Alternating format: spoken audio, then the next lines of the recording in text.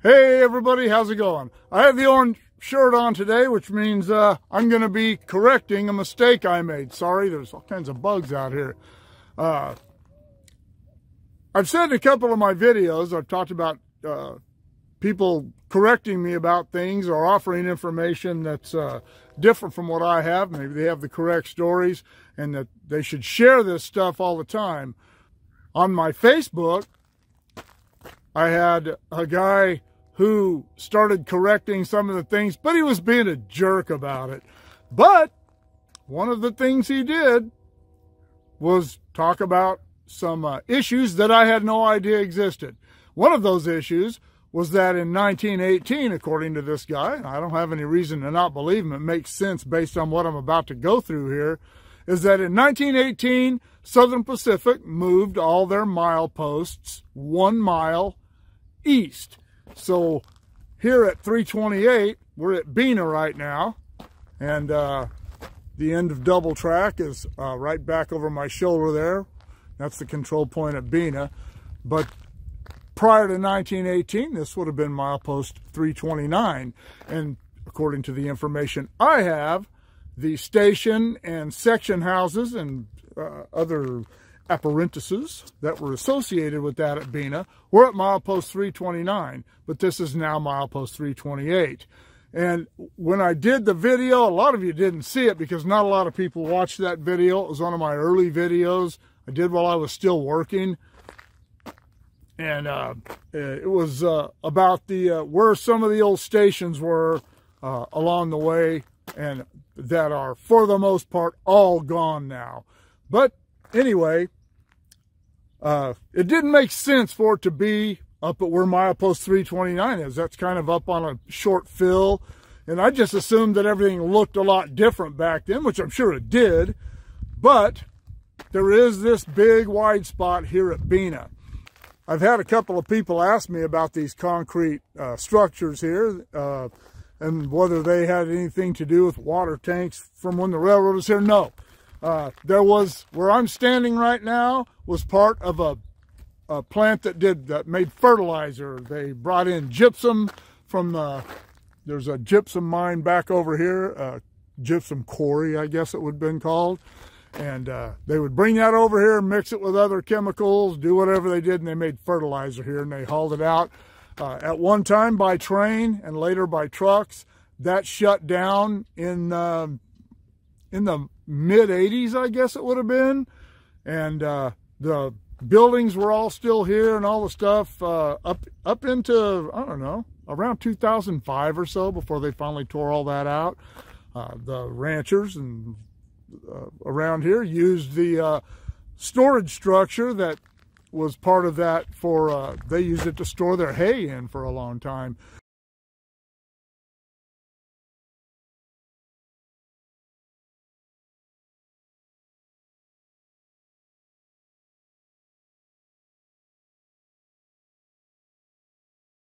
But anyway, there was a station here at Bena, and if you go to my tour of the Kern County Museum, Pioneer Village, I'll put a link in the description below about that, and where it shows that building.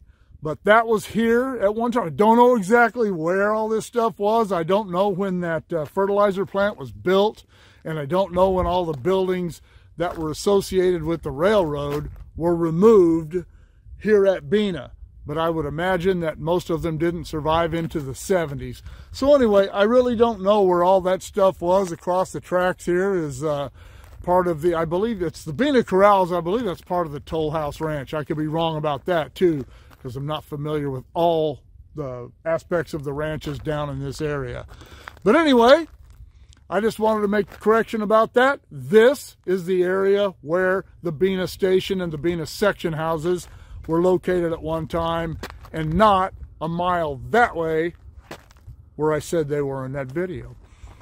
Okay, we have come up to Illman, which is the next control point up from Bena. This is CP SP 331. And the reason I want to do a piece here is because I did a piece that I'll link in the description below about what I said was the original main line over here. We'll get to that in a minute. But I knew at the time that wasn't the original main line. It was just, I don't know, not thinking. I do that a lot, which is why I have an orange shirt. Actually, I have an orange shirt because it's a cool KTM shirt. But you heard me say it being, it's going to signify corrections. And but the original main line didn't go that way. It went this way. So let's flip this thing around and see what I'm talking about. All right, you can see where the track comes around that hill up there. A little cut to the right. Originally, in 1875, the main line came around that curve, and instead of coming here to our right, went to the left out into the creek bed. And it followed the creek bed pretty much up past Tunnel Half. There were a couple of places where it kind of came over to where approximately where the main line is today, the newer alignment. But for the most part, it stayed in the creek bed. I don't know how many trestles there were originally, but I know there were at least 3 and possibly as many as 6. If you know, let me know in the comments below. But as I said, that was the 1875 alignment down the creek bed. By 1885, they had already had a couple of pretty serious washouts. As we get every time we have heavy rains, this creek gets going. In 1885, they made a line change, and they brought the track around the curve of that hill up there, over to our right here, and then took it there. You see where my truck is? The line change took the tracks to the left of where my truck is. You can see that hill cutaway there behind the truck, and it went that way to about, I don't know, a quarter of a mile or so up here. We'll see that in a minute. And then in 1929, they abandoned that piece over there and laid this rail where the number 2 track is, which is the track to the left here. And the alignment went that way to up here where we will see in a minute. All right, driving along here, you can see where all that eroded hillside is there. That was the cut for the for the first realignment, the 1885. And you can see there's one of the old culverts there.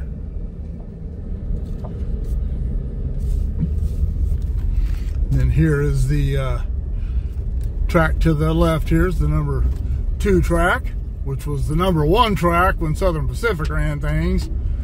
But that was the alignment that they created at this section in 1929. And you can see over here, it's all eroded away there too, where they made those cuts. And then, and I said a while ago that they abandoned that. They didn't abandon it, but this is where it went along those cuts up there, and then went along the new alignment, and they created a short siding here, which at that time was probably a pretty long siding. And the alignment went along the number 2 track there, and they did have a clear signal as I was pulling out of Illman for a westbound or a northbound. So we're going to make sure we keep an eye out for that train. Okay, right there where the you can see the cut there on the side of the hill, that is where the 1885 alignment resumed.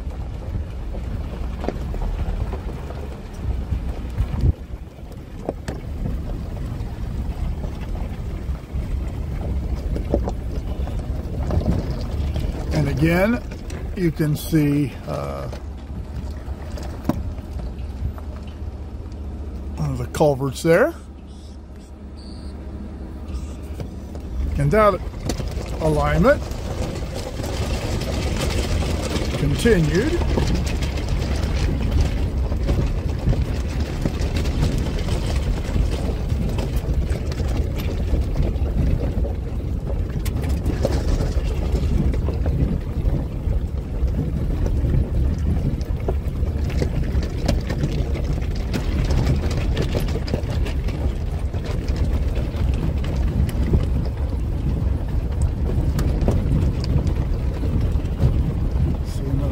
Culverts there.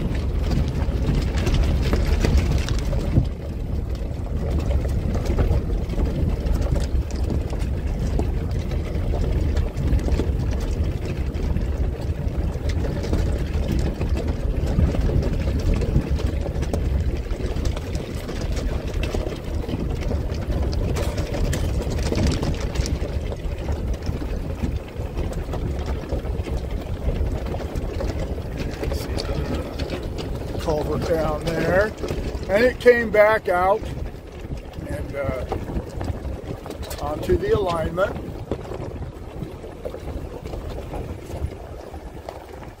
Right up here, right there, right there about where that low cut is there. And that became the east end of the siding at Illman. In 1965, they put this track here, what's the number 2 track today, the one to our right there. They put that track in, that became the main line, and the siding, they still used the 1885 alignment as the siding, and we are about a quarter of a mile from milepost 332, and according to the map that I have, milepost 332, right in that area, is where the actual switch was for the east end of Illman. All right, well, the next place we'll do a correction. All right, well, the next place I want to do a little correction is here at the former location of Tunnel Half. In the piece that I did about the history of the tunnels, I got a few things wrong. I already did a correction of 12 and 13, but I didn't get it wrong about where Tunnel Half was, but I didn't mention specifically when Tunnel Half was created or when they moved the line to higher ground, only that they did. After the 1932 flood, Southern Pacific moved all their tracks up to higher ground, and this was part of that. And Tunnel Half had to be created here behind me to accommodate that line change. And the reason Tunnel Half is no longer here is because in 1983, after those floods, they came through, daylighted Tunnel Half and double track. This used to just be single track between Illman and Caliente, and now it's double track all the way from Illman to Caliente. So this line change that created Tunnel Half occurred in 1936. For some reason, I just always assumed it was soon after 32, and I don't know that I ever said it was in 1933 or whatever, but it was done in 1936. All right, this correction has to do with the Great Train Wreck of 1883 video, in which I'll link that in the description below. I'll link that video. But a passenger train in 1883, they disconnected the locomotives, the car started rolling down the hill, and got up to, according to what I've read, around 70 miles an hour. And some of the cars went off at near the 6th crossing of Tehachapi Creek. And when I did the video, for some reason, I did it here near the 7th crossing of Tehachapi Creek. So I was mistaken. But and I don't know why. I knew that this wasn't the 6th crossing of Tehachapi Creek. Go figure. But anyway, I wanted to correct that, and no one's ever said anything about that, and that got quite a few views. But I was watching the video recently, and I noticed that, and I just thought, what the heck? So even though no one probably would have ever noticed it, I did. But this curve is about where they came off. You can see the bridge back there behind me. That is the bridge over the 6th crossing of the Tehachapi Creek. And see the creek bed there below and behind me. So anyway, this is where that happened, not where I was. Alright, well, the last piece I'm going to do for this video, geez, like I haven't got enough things wrong already, concerns the Southern Pacific Bakersfield Depot. Union Pacific now, but we all know who built it. In the walkthrough video that I did of that in early 2019, I made the statement, and I know I've made it in a couple of posts on the railroad history sites or history groups, and was corrected on it, and I thought, man, did I say that in my video? So I went back and looked at it, and sure enough, I did. I knew this building wasn't built in 1875. That's just when the railroad got here to Bakersfield. It got to Tulare in 1873 and proceeded down the valley to Delano. They made Tulare a division point, headquarters, whatever they referred to it as at the time, roundhouse, engine facilities and whatnot. And then they stopped at Delano, about 30 miles north of Bakersfield. Tulare is about 60 miles north of Bakersfield. And they stopped at Delano in 1873 for 2 reasons. One, they needed more people to work on the San Fernando Tunnel down on the other end of this line north of Los Angeles, and they weren't sure what was going to happen. There was the financial panic, recession of 1873, and they kind of put the brakes on a lot of things at that time.